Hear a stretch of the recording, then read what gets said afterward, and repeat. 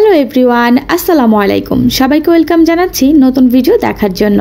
আজকে আমি আপনাদের ছোট মাছ দিয়ে এমন একটি রেসিপি করে দেখাবো যেটা খেতে দুর্দান্ত মজা, আর ছোট বড় সবাই কিন্তু আয়েশ করে খেতে পারবে, কারণ এই ছোট মাছটি খাওয়ার সময় গলায় কাটা ফুটার কোনো রকম চান্স নেই। আর এই রেসিপিটা তৈরি করে কিন্তু আপনারা বেশ কয়েকদিন সংরক্ষণ করেও খেতে পারবেন। আশা করছি আমার ভিডিও ভালো লাগবে। ভিডিও ভালো লাগলে প্লিজ আমার চ্যানেলটি সাবস্ক্রাইব করে পাশেই থাকবে।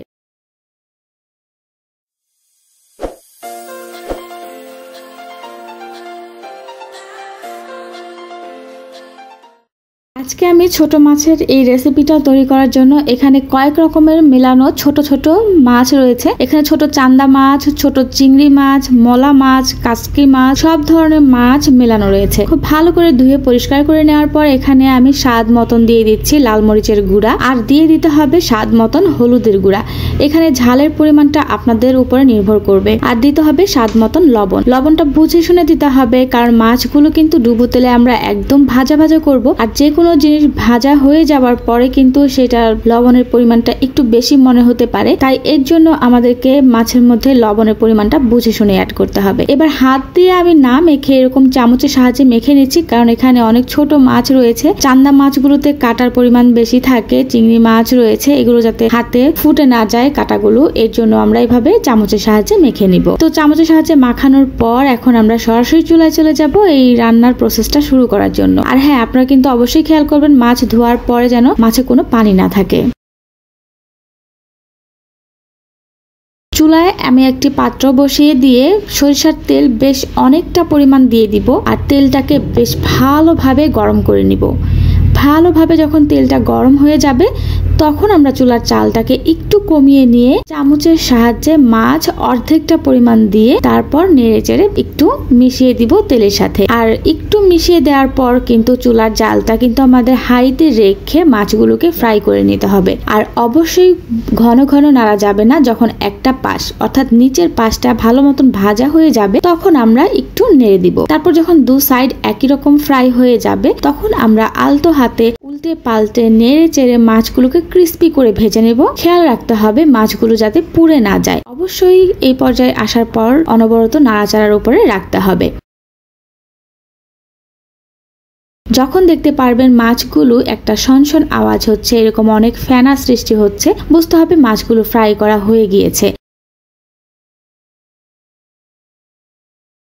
তখন আমরা এরকম একটা তেল ঝরানোর মতন একটা স্ট্রেইনার বা ছাঁকনির সাহায্যে মাছগুলোকে খুব ভালোভাবে তেলটাকে ঝরিয়ে তুলে নিব। আপনারা চাইলে কোনো একটা টিস্যুর উপরে তুলে নিতে পারেন, এতে করে এক্সট্রা তেলটা ঝরে যাবে। আর যদি না চান সেক্ষেত্রে এমনিতেও নিতে পারেন, একটা প্লেটের মধ্যে তুলে রাখতে পারেন। তো আমি এমনি নর্মালি একটা প্লেট বা বাটির মধ্যে উঠিয়ে নিব আর তেলটাকে খুব ভালো মতো ঝরিয়ে নিব। আর একই প্রসেসে যে বাকি মাছগুলো আছে সেগুলোকেও কিন্তু খুব ভালো মতন ভেজে নিতে হবে। আমি সরিষার তেল দিয়ে ভেজেছি, আপনারা চাইলে সয়াবিন তেল দিয়েও ভাজতে পারবেন।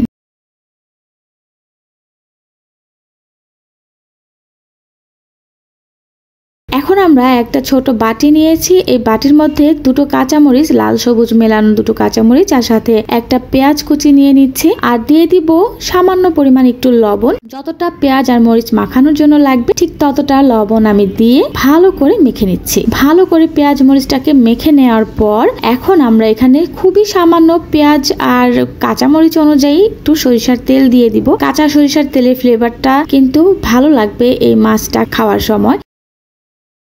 তো এই জন্য আমি অল্প করে তেল দিয়ে একটু মেখে নিয়েছি। এখন আমরা যেটা করব, এই যে মাছগুলোকে ছোট মাছ আমরা ফ্রাই করে নিয়েছি, এখান থেকে যতটুকু পরিমাণ আমার এই পেঁয়াজ মরিচের অনুযায়ী লাগবে ঠিক ততটা পরিমাণ মাছ আমি নিয়ে এখানে মেখে নিব।